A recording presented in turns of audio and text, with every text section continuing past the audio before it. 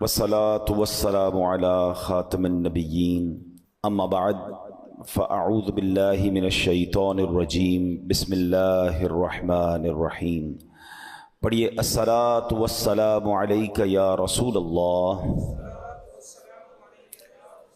وعلى آلك وأصحابك يا حبيب الله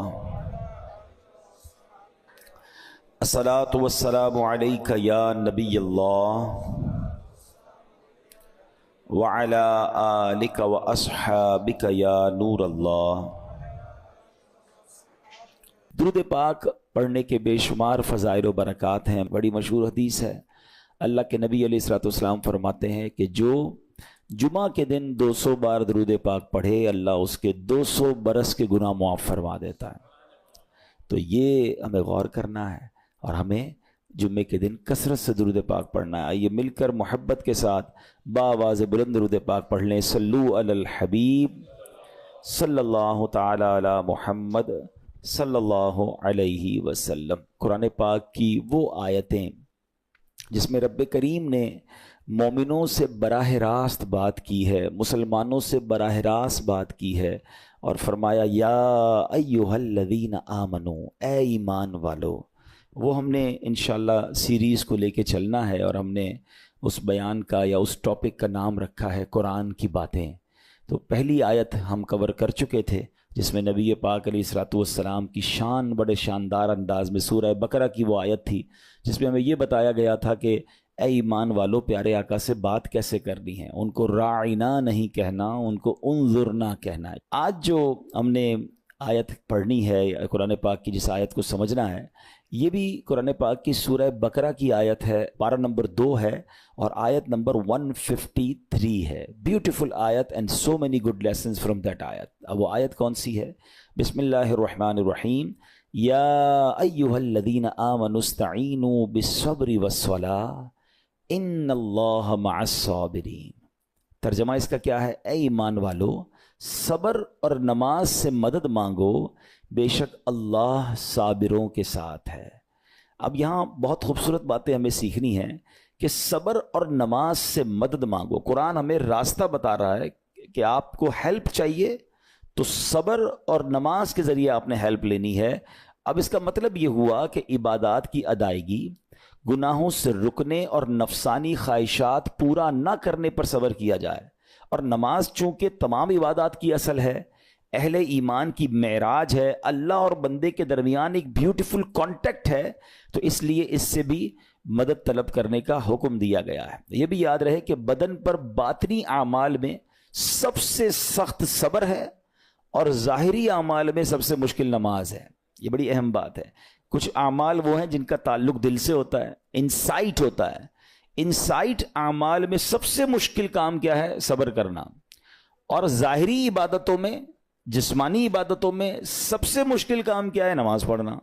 تو یہ 2 اہم کام دیے گئے کہ صبر اور نماز سے مدد چاہو۔ اچھا، اب ہم دیکھتے ہیں کہ صبر اور نماز سے مدد ملتی کیسے ہے، اور سرکار دو عالم صلی اللہ تعالیٰ علیہ وسلم کا اس میں کیا معمول تھا، آپ ذرا سنیے گا۔ اب نبی پاک علیہ الصلوۃ والسلام کا یہی معمول تھا۔ حضرت حذیفہ رضی اللہ تعالیٰ عنہ فرماتے ہیں نبی کریم علیہ الصلوۃ والسلام کو جب کوئی سخت مہم پیش آتی تو آپ علیہ الصلوۃ والسلام نماز میں مشغول ہو جاتے۔ جب میں خود اس آیت کی کچھ دنوں پہلے تیاری کر رہا تھا تو بڑا ایک نیا کہتے ہیں نا نیا باب آنکھوں کے سامنے کھلا کہ یقیناً جب ہم پرابلم میں آتے ہیں ہم دعا بھی کرتے ہیں، ہم لوگوں سے بھی کہتے ہیں، مگر کیا ڈائریکٹلی ہم نماز کی طرف جاتے ہیں؟ حالانکہ قرآن نے ہمیں پرابلمز کا سولوشن کیا دیا ہے کہ صبر اور نماز سے مدد چاہو۔ اب آگے چلیں، حضرت عمر فاروق کا بھی یہی عمل تھا کہ کوئی مشکل درپیش آتی تو آپ رضی اللہ تعالیٰ کو اگر کبھی اسلامی فوجوں کے آنے میں تاخیر پتہ چلتی، یعنی آپ چونکہ جنگوں کے لیے فوجوں کو روانہ کرتے تھے، بہت شاندار اسٹریٹجک پلانر تھے، تو اب فوج گئی اور ایکسپیکٹیشن یہ تھی کہ فلاں ٹائم کو واپس آ جائے گی۔ اس زمانے میں ٹیلی فون تو تھا نہیں، انٹرنیٹ تو تھا نہیں کہ لوکیشن شیئر ہو جائے گی یا کال آ جائے گی کہ سر ہم یہاں رکے ہوئے ہیں۔ اب ٹائم ہو جاتا اور فوج واپس نہ آتی نا تو آپ اب اس کو کیا کرتے کہ اب پتہ تو نہیں کیا ہوا، ان کے ساتھ خیریت سے آ جائیں، تو آپ نماز میں مشغول ہو جاتے، نماز کے لیے کھڑے ہو جاتے۔ اب کیا ہمارے ساتھ کبھی ایسا ہوتا ہے کہ ہمارا بچہ کہیں گیا ہے، اس کی خبر نہیں آ رہی، یا کوئی چیز ہماری آنی ہے ابھی تک پہنچی نہیں ہے، یا کوئی اچھی نیوز نہیں آ رہی ہے، تو ہم کیا اس کے لیے نماز کی طرف جاتے ہیں؟ یہ نبی پاک کا ہمیشہ معمول رہا. حضرت عبداللہ بن محمد حنفیہ رحمۃ اللہ تعالی علیہ فرماتے ہیں کہ میں اور میرے والد ایک انصاری رشتہ دار کے پاس عیادت کرنے گئے. جب نماز کا وقت ہوا تو انہوں نے اپنے اہل خانہ میں سے کسی کو پکارا کہ اے لڑکی وضو کا پانی لے آؤ اور ہمارے لیے نماز میں راحت پہنچاؤ, نماز پڑھ کر میں راحت پاؤں, جلدی سے وضو کا پانی لے آؤ. تو کہتے ہیں ہم نے ان انصاری شخصیت کے الفاظ پر بڑا تعجب کیا کہ نماز سے راحت کیسے ملتی ہے. تو انہوں نے کہا میں نے نبی پاک علیہ الصلوۃ والسلام کو فرماتے سنا ہے, اے بلال کھڑے ہو اور ہمیں نماز کے ذریعے راحت پہنچاؤ. And it means namaz is relaxation for all of us. نماز is the way to solve your problem. آپ کو جب کوئی پرابلم آئے نا, آپ اللہ کی بارگاہ میں نماز کے لیے کھڑے ہو جائیں. مکروہ وقت نہیں ہے, آپ نوافل پڑھنا شروع کر دیں. آپ دیکھیں نماز ہیلپ کرے گی آپ کی, نماز سے آپ کے لیے راحتیں ہو جائیں گی. آپ کی حضرت عبد الرحمن بن عوف کتنے بڑے صحابی ہیں رضی اللہ تعالیٰ. یہ وہ صحابی ہیں کہ جو عشرہ مبشرہ میں سے بھی ہیں, and he was billionaire on that time. سب سے امیر صحابہ میں جو نام آتے ہیں وہ حضرت عثمان غنی اور حضرت عبد الرحمن بن عوف رضی اللہ تعالیٰ کے نام آتے ہیں. آپ کا ایک بار بے ہوشی غشی طاری ہوئی, ٹھیک ہے, انکانشیس ہو گئے آپ. تو آپ کی والدہ نے کیا کیا, آپ کی والدہ, لوگ سمجھے کہ آپ کی جان نکل گئی ہے, آپ کی والدہ مسجد کی طرف چل پڑیں تاکہ وہاں جا کے نماز پڑھیں اور اس سے مدد حاصل کریں. جب حضرت عبد الرحمن بن عوف کو ہوش آیا نا تو لوگوں نے کہا کہ آپ کی طبیعت کیسی ہے, تو آپ نے کہا کیا مجھ پر غشی طاری ہو گئی تھی ہیں؟ تو کہا جی. تو کہتے ہیں بے شک میری بے ہوشی میں میرے پاس 2 فرشتے آئے اور کہنے لگے تم چلتے نہیں کہ ہم تمہیں خدا کی بارگاہ میں لے جائیں اور تمہارے بارے میں فیصلے لیے جائیں. دوسرے فرشتے نے کہا انہیں لوٹا دو, یہ ان افراد میں سے ہے جن کے لیے ان کی ماؤں کے پیٹ میں ہی سعادت مندی لکھ دی گئی تھی, اور ان قریب اللہ تعالیٰ ان کے ذریعے ان کی اولاد کو جب تک چاہے گا نفع دے گا. اس کے بعد آپ رضی اللہ تعالیٰ 1 مہینہ مزید زندہ رہے, اس کے بعد انتقال ہوا. تو پتہ چلا کہ آپ کی والدہ نے نماز پڑھی, اللہ سے مدد مانگی اور آپ کو اللہ نے ایک نئی زندگی عطا فرمائی. تو آپ اپنی زندگی میں اس پریکٹس کو آج اس آیت سے دیکھیں. ہم نے کرنا کیا ہے, ہم جب بیان میں آئیں تو صرف بیان نہیں سننا ہے, ہم نے اللہ نے مجھے کہا کیا ہے. ہم اس ٹاپک کو لے کے اسی لیے چل رہے ہیں نا کہ میرے رب نے ڈائریکٹلی مجھ سے کیا بات کی ہے. تو آج اس آیت میں یہ لیسن مل رہا ہے کہ جب کسی پرابلم میں ہیں, کلیمٹی میں ہیں, تو اللہ کی طرف جانا ہے اور نماز سے مدد چاہنی ہے. وَاسْتَعِينُوا بِالصَّبْرِ وَالصَّلَاةِ. اچھا اب آپ دیکھیں پیارے آقا کی نماز کی کیسی عادت تھی. بادل گرجتے تھے, آندھی چلتی تھی, کسی بری خبر کی اطلاع آ رہی ہوتی تھی, نبی پاک نماز کی طرف چلے جاتے. اچھا آپ مجھے بتائیں نماز استسقاء کیا ہے؟ بارش نہیں ہو رہی ہے, پیارے آقا نماز پڑھا رہے ہیں. سورج گہن ہو رہا ہے, نبی پاک نماز پڑھا رہے ہیں. چاند گہن ہو رہا ہے, پیارے آقا نماز کی طرف. یعنی کس قدر اللہ کی طرف رجوع ہے. And whenever anything bad happen یا گوئنگ ٹو بیڈ ہیپن, ہونے والی لگ رہی ہے, کچھ بڑا ہونے والا ہے. ہمیں بھی تو خبریں آ رہی ہوتی ہے نا کہ بھائی کل بہت شدید بارش ہوگی, اللہ نہ کرے کوئی اور بری خبر ایکسپیکٹیشن ہے, آپ کو کاروبار میں کوئی ایسی خبر آنے کا ڈر ہے, یا آپ کی کوئی شپمنٹ جاری ہے, واٹ ایور آپ چاہتے ہیں ہر چیز بہتر ہو جائے. قرآن نے فارمولا دیا نا, وَاسْتَعِينُوا بِالصَّبْرِ وَالصَّلَاةِ. اللہ نے ڈائریکٹلی مجھے اور آپ کو کہا ہے. تو from now on words make your practice کہ میں نے انشاءاللہ نماز سے مدد لینی ہے. اور آپ اپنی آنکھوں سے دیکھیں گے اور آپ اللہ سے عرض بھی کریں کہ اللہ تو نہیں قرآن میں کہا ہے مدد لے, میں نے کھڑا ہو گیا نماز کے لیے. تو نماز سے آپ نے مدد لینی ہے. اچھا اب اس کے بعد آیت کا جو سیکنڈ پارٹ ہے کہ صبر سے بھی مدد لینی ہے. اور آگے کیا فرمایا, ان اللہ مع الصابرین, اللہ صابروں کے ساتھ ہے. سبحان اللہ.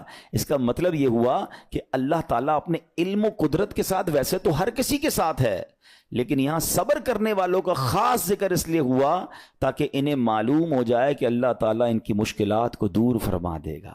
مگر کرنا کیا ہے, صبر کرنا ہے. اچھا اب صبر کے بارے میں 2 باتیں بڑی اہم ہیں کہ صبر نارملی ہم جب بھی صبر کے بارے میں سنتے ہیں تو صبر ہم کہتے ہیں یار تکلیف آئی ہے صبر کرو, یقیناً یہ بھی صبر ہے, مگر صبر کی ایک اور قسم بھی ہے جو اس سے بھی سپیریئر ہے, جو اس سے بھی افضل ہے.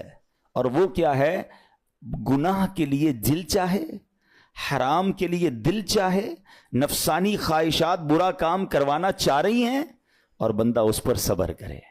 یہ صبر جو ہے نا یہ شریعت کو اور محمود ہے اور بڑا افضل ہے کہ انسان کو جی چاہے کہ فلاں گناہ کرنا ہے مگر وہ اس پر صبر کرے. اور دوسرا صبر وہی ہے جو ہم جانتے ہیں کہ کوئی مصیبت آ جائے, کوئی آفت آ جائے, کوئی ہمارا اللہ نہ کرے کسی سے لڑائی ہو جائے, ہمیں کوئی برا بھلا کہے, ہم اسے معاف کر دیں, صبر کریں. یا جسمانی تکلیف ہے, کاروبار میں پرابلم ہے, ہم اللہ کی رضا پر راضی رہیں. تو یہ 2 قسم کے صبر ہیں. اور جب کوئی بندہ صبر کرتا ہے نا تو قرآن و حدیث اور بزرگان دین کے اقوال سے میں اب آپ اس کے 10 فائدے بتانا چاہتا ہوں. میں کہتا جاؤں گا, آپ اللہ کے ذکر کی نیت سے سبحان اللہ بھی کہتے رہیں, جنت میں درخت بھی لگاتے رہیں. ٹھیک ہے. اللہ تعالیٰ صبر کرنے والوں کے ساتھ ہے. صبر کرنے والے کو اس کے عمل سے اچھا اجر ملے گا. صبر کرنے والے کو بے حساب اجر ملے گا. صبر کرنے والوں کی جزا دیکھ کر قیامت کے لوگ حسرت کریں گے. صبر کرنے والے رب کریم کی طرف سے درود و ہدایت اور رحمت پاتے ہیں. صبر کرنے والے اللہ کو محبوب ہیں. صبر آدھا ایمان ہے. صبر جنت کے خزانوں میں سے ایک خزانہ ہے. صبر کرنے والے کی خطائیں مٹا دی جاتی ہیں, اور صبر ہر بھلائی کی کنجی ہے. اب آتے ہیں ان دونوں صبر کو تھوڑا سا ڈیفائن کرتے ہیں. ایک نفسانی خواہشات, گناہ کا جی چاہتا ہے, کیونکہ نفس ہے نا, وہ تو ہر وقت موج مستی چاہتا ہے, وہ تو ہر وقت چاہتا ہے جناب بس یہ بھی کام کر لوں وہ بھی کر لوں. اب مجھے یہ دیکھنا ہے کہ میرا یہ کام اللہ کو راضی کرے گا یا رب کو ناراض کر دے گا. لیکن جو نفسانی خواہشات پر صبر کرتا ہے نا, گناہ سے اپنے آپ کو بچاتا ہے. قرآن کیا کہتا ہے؟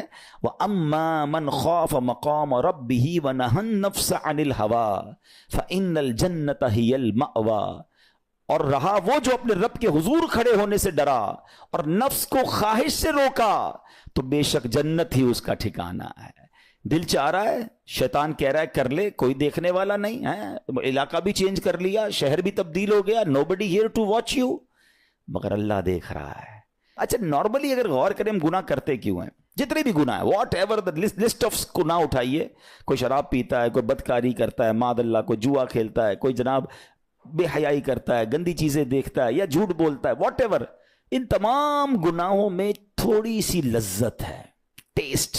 ٹھیک ہے, غیبت میں بھی ٹیسٹ ہے, بلکہ کتابوں میں آیا کہ غیبت میں شراب سے بھی زیادہ مزہ ہے, جبھی تو بندہ چھوڑتا نہیں ہے.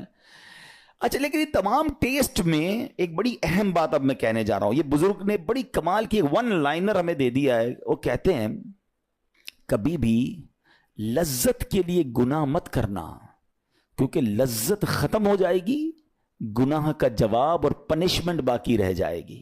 اب آپ اس فارمولے کو سامنے رکھیں کہ جب بھی ہم گناہ کرتے ہیں فیو منٹس یا فیو آورز کی ایک انجوائمنٹ ہے, آفٹر دیٹ انجوائمنٹ ختم, مگر اس کا جواب باقی ہے, عذاب باقی ہے, اللہ نہ کرے اللہ ناراض ہوا تو پنشمنٹ باقی ہے. تو کیا فرمایا؟ انجوائمنٹ کے لیے گناہ مت کرنا, انجوائمنٹ ختم ہو جائے گی, عذاب باقی رہ جائے گا. اور اگلا سینٹنس کتنا خوبصورت ہے, فرماتے ہیں کبھی بھی تکلیف کی وجہ سے نیکی مت چھوڑنا, تکلیف ختم ہو جائے گی, اجر باقی رہ جائے گا.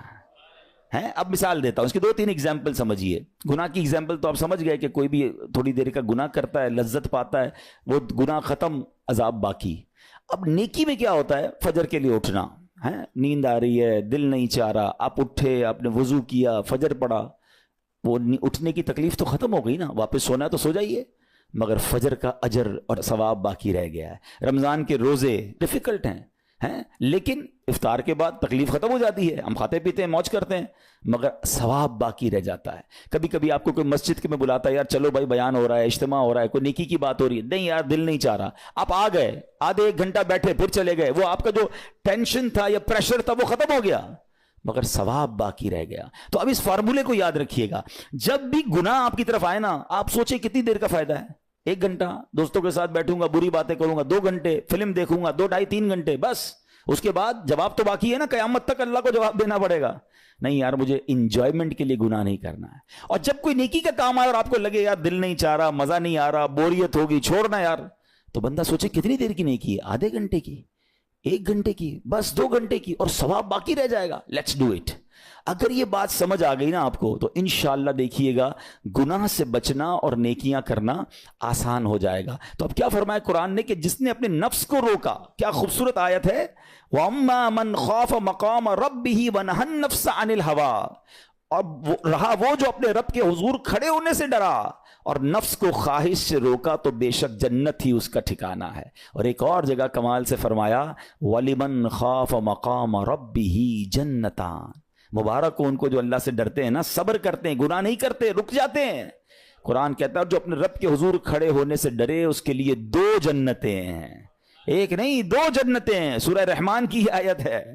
تو پتا چلا کہ نفس کو روکنا یہ آسان بھی نہیں ہے. ہاں دل بہت چاہتا ہے، مگر یہ صبر جو ہے نا، ان اللہ مع الصابرین کا جو معراج ہے، جو ٹاپ آف دا لسٹ صبر ہے، وہ یہ صبر ہے. اچھا اب آتے ہیں ایک اور صبر کی صورت کہ اب آپ کو کسی نے غصہ دلا دیا، برا بھلا کہا، یا آپ کے مزاج کے خلاف بات ہو گئی. اب آپ نے روکنا ہے اپنے آپ کو. اب غصے کا اظہار نہیں کرنا، لڑائی نہیں کرنی، گالی کا جواب گالی، اینٹ کا جواب پتھر.